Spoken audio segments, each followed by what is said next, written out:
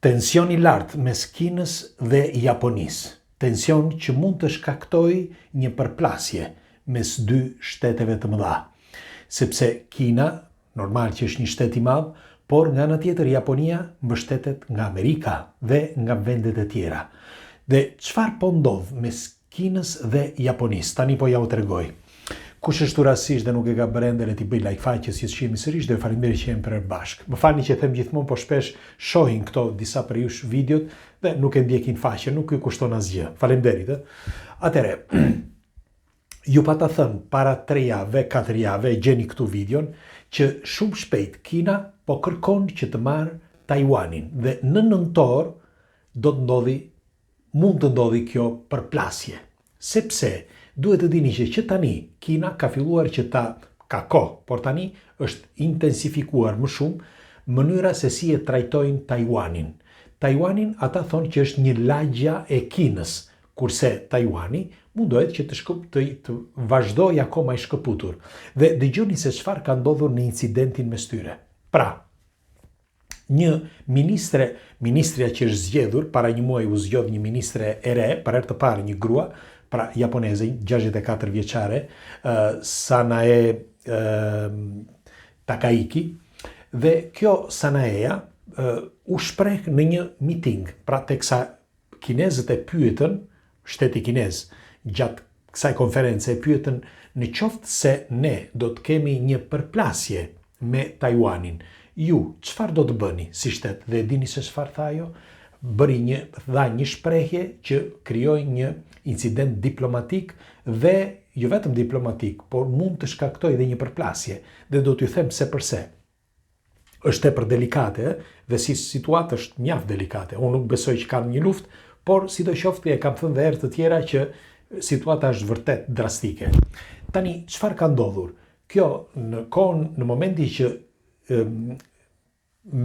kinezët I kërkuan pra se çfarë do të bëj shteti japonez në një rast me përplasje me Taiwanin, shteti japonez, pra kjo ministrja e parë, kryeministrja, tha që ne jemi të detyruar që jo të përgjigjemi në mënyrë diplomatike, por të përgjigjemi në mënyrë luftarake, pra direkt luftë. Dhe kjo është një deklaratë shumë e fortë, sepse Kina nuk e priste një gjë të tillë. Në fakt, në këtë moment, Kina e dinte shumë mirë që Japonia e njihte si problem. Por Kina, sipas mendimit tim se është psikologjike kjo, kërkoi që të shikonte se në çfarë pozicioni do të qëndronte Japonia nëse Kina do të shkojë drejt Taiwanit. Taiwani, siç e dini, ka rreth 20-23 milion banor dhe ata vazhdojnë që atëherë që në kohën e komunizmit që të jenë të shkëputur, ndonse Kina I vlerëson sikur të jenë një lagje, pra një lagje Kinës. Mirë po, Taiwani, ishulli I Taiwanit, sepse gjen në një ishull, është munë mes të ujrave, dhe aty kalojnë të gjitha tragetet, dhe ka jo vetëm Japonia, por edhe Kina. Kështu që është një vend shumë strategjik. Por nuk është ky problemi. Problemi qëndron që Kina kërkon Taiwani, sepse Taiwani është pjesë e saj. Dhe ndërkohë doni që të kuptoni nga ana tjetër Japonin. Mirë po, dëgjojeni me vëmendje, Japonisi I është hequr imuniteti I ushtrisë që kur u fut Amerika, sepse nga shkatërrimi që bën në atë kohë, pra që mund ta shkatërronin totalisht, ata u dorëzuan. Dhe që nga vitet 70 deri tani, Japonia nuk ka të drejtë, por ka të drejtë vetëm në t'i përgjigjet Amerikës. Çdo të thotë kjo?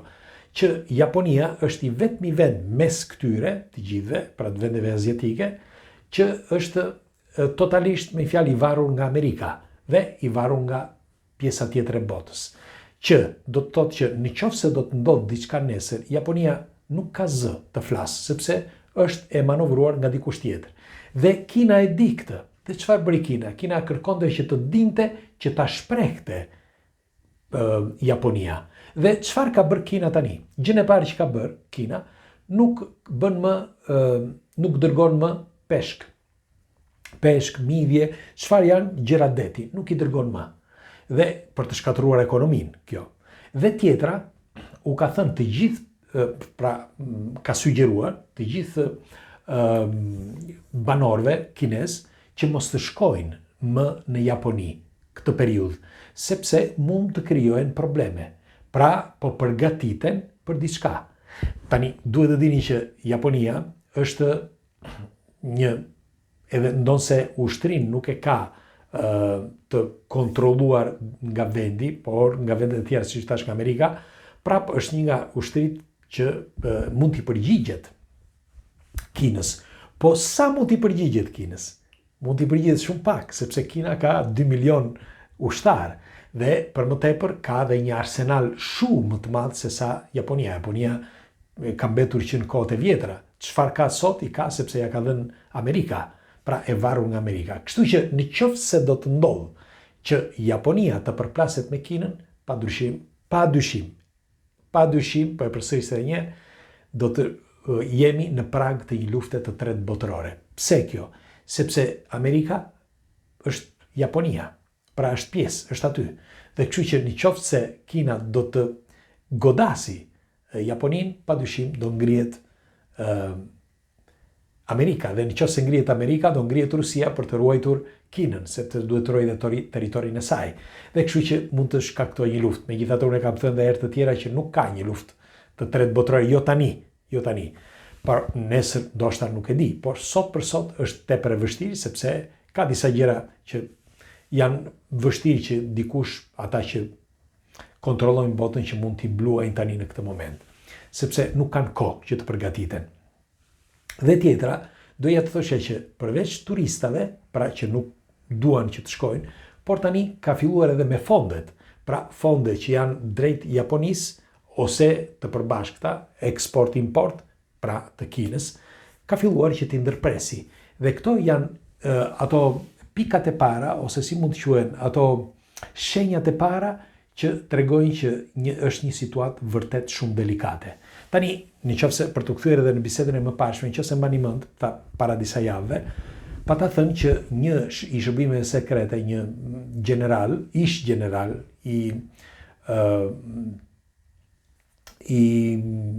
shërbimeve sekrete angleze që ka punuar për NATO kohë më parë, dhe ai tregonte që në nëntor, dhe jemi në nëntor të këtij viti, mundet që Rusia, thoshte ai, mundet që Rusia të rimari Ukrainën dhe të marrë një pjesë tjetër të tokave që janë lënë. Dhe njëkohësisht është vënë dakord, pra ka rënë dakord me Kinën, që Kina i ka thënë që nëse ti do marrësh ato, unë atëre po marr Taiwanin. Pra ky është ai thashë themi që ne kemi folur para disa javëve, dhe me sa duket po shkojnë gjërat drejt kësaj, sepse kjo Takayuki, kjo ministrja, ishte detyruar që të fliste, të thoshte, sepse nëse e pyesin përpara një si mund të quhet, një platee ose një vendi zyrtar, ajo ishte detyruar, sepse përveç atyre që gjendeshin rreth pra të ministrave, qoftë kinez, por qoftë edhe japonez, por edhe përballë gjithë opinionit publik, ku dihet shumë mirë, siç u thash, që manovrohet dhe është e manovruar nga Amerika. Kështu që ajo jo se nuk e dinte, por ishte detyruar ta thoshte. Nga ana tjetër, kinezët e detyruan, duke i bërë pyetje, që të gjendeshin pikërisht në këtë situatë, sepse duan që ta shkëpusin Japonin, nëse nuk është dakord, dhe thon, ti nëse do të rish me Amerikën apo me botën, me Evropën ose me NATO-n, nuk ka problem. Por ne jemi të detyruar, me një fjalë, ne kërkojmë tokat tona, thot nga ana tjetër Rusia me Kinën. Dhe unë doja t'ju pyesja juve, ju çfarë mendimi keni për këtë situatë të tillë? Nuk e di, ndoshta dikush nga ju edhe i ka lexuar lajmet të kësaj Sanae Takayuki dhe kësaj kryeministres japoneze që bëri këtë deklarat ose këtë incident, si mund të quhet, jo diplomatik, por ushtarak, mund të thuhet haptazi ushtarak, sepse nëse ti qëllon ç'lidhje ka, nëse ti qëllon Taiwanin, unë jam i detyruar që të kundërvijem ty. Kaq, fjalë për fjalë këtë i tha. Dhe Kina tani po kundërpërgjigjet me manovra të tjera, siç ju thash, me turizmin, me fjalë turizmin që të ndaloj turizmin, me import-eksportin, dhe do të shohim tani në vijim se çfarë do të ndodhë në ditët që vijnë, ndoshta edhe me ushtri, sepse do afrohet drejt Japonisë, padyshim, ose do të përgatiten që në qoftë se do të ketë një lëvizje, pra një lëvizje qoftë nga Japonia, por qoftë edhe nga NATO apo nga vendet e tjera që janë pro me Japoninë, dhe Kina në këtë rast do përgatitet së bashku me ata që njihen, pra me Rusinë, me Koren e Veriut e tjerë. Dhe në qoftë se ndodh kjo, padyshim nuk mund t'i shmangemi dot luftës së tretë botërore. E them me buzëqeshje sepse do dëshiroja që mos të arrinte një moment i tillë, por e them me buzëqeshje, si thash, sepse u mendoj që nuk ka. Janë vetëm këto ngërdheshjet mes njëri tjetrit që t'u tregojnë forcën, sepse për të parë deri ku mund të arrijnë. Megjithatë, pres komentet tuaja. Natën e mirë.